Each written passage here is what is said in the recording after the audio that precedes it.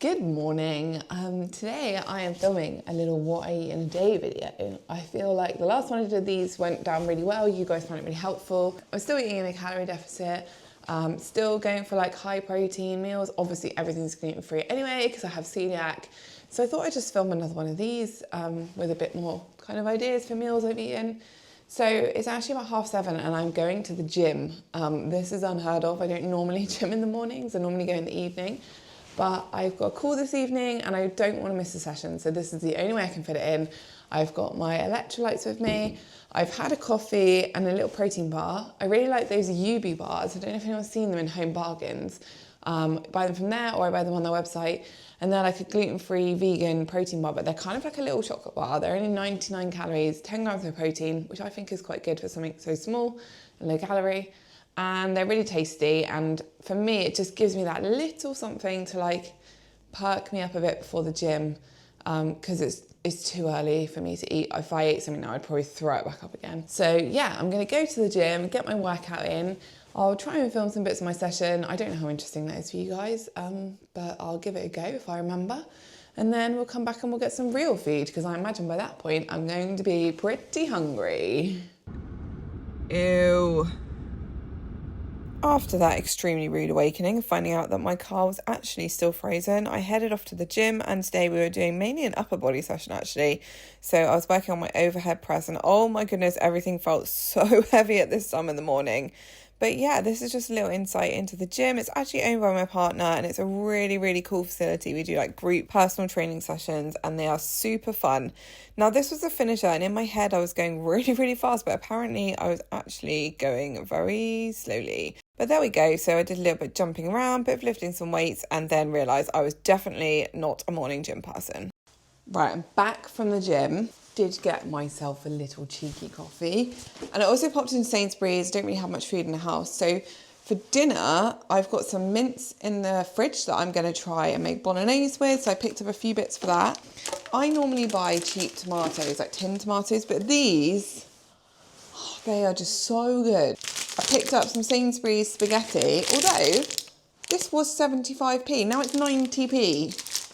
Oh, it's just annoying, it keeps changing. And then for lunch, I really fancied making like my prawn poke bowls or something like that. So I got some prawns and I got this ready-made rice. I know this is a bit lazy and a bit more expensive. Just getting something like this just makes it a lot easier for me to go, do you know what, I'm gonna eat this as a decent meal rather than being like, I'm tired, I can't be bothered, and then I eat something rubbish. And here's a little top tip for anyone else on a weight loss journey with celiac disease. If you find that your partner is not doing the same sort of thing as you, then one handy tip is buy them treats that you can't eat, because then you can't sneakily have one. But it's Valentine's Day tomorrow, so I thought I'd buy something nice for Steve. And yeah, that's it. That's all the exciting stuff I bought. Let's make breakfast. So I'm starting off with the Faye 5% yogurt.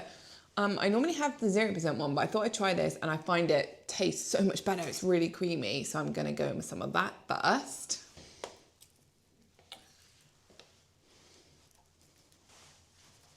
And then I got these mango chunks the other day from M&S, which are slightly out of date, but never mind. Next, I'm gonna add in a few blueberries. And then finally, I'm just gonna drizzle over a little bit of honey. There it is. That is my bowl of yogurty, mango-y goodness. I'm going to enjoy that, and then I'm going to have a shower because I feel like I probably honk a little bit. There's something about mango and blueberry. So good together. Right, so I am going to make this Bolognese, I think, now. Just because I think it's going to be a lot easier to make it now. And I find just something like a Bolognese, it tastes so much better like the next day. So I am making the Bolognese recipe in my book, Delicious Gluten-Free Meals. It is on page 102, banging Bolognese. And I mean, look at it. It's never going to look that fancy pants when I make it, but it's a really, really simple meal. So to go in this Bolognese, I've got carrots, I've got celery, I've got a very sorry looking courgette that I found half in the fridge that I thought I'd just use up. And I've only got one onion, I really need two, but we're winging it.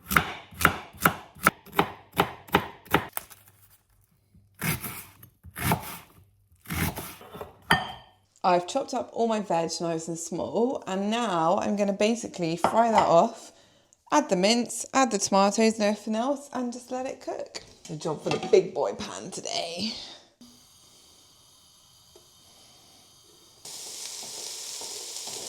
I don't know how well you can see, but the veg has started to kind of soften.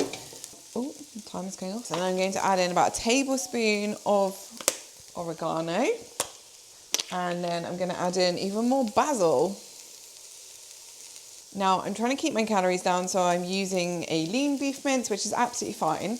I do find that the higher fat content beef minces do tend to taste a bit nicer in a bolognese, but I mean, this is still going to taste epic.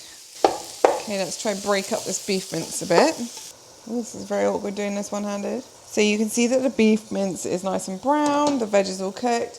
It's now time to add in the rest. We've got tomatoes. I'm just adding the yummy tomatoes that I bought earlier. I've got tomato puree. I've got a Knorr beef stock pot because they are gluten-free.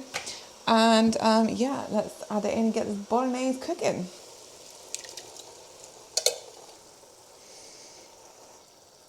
Give that a really good stir.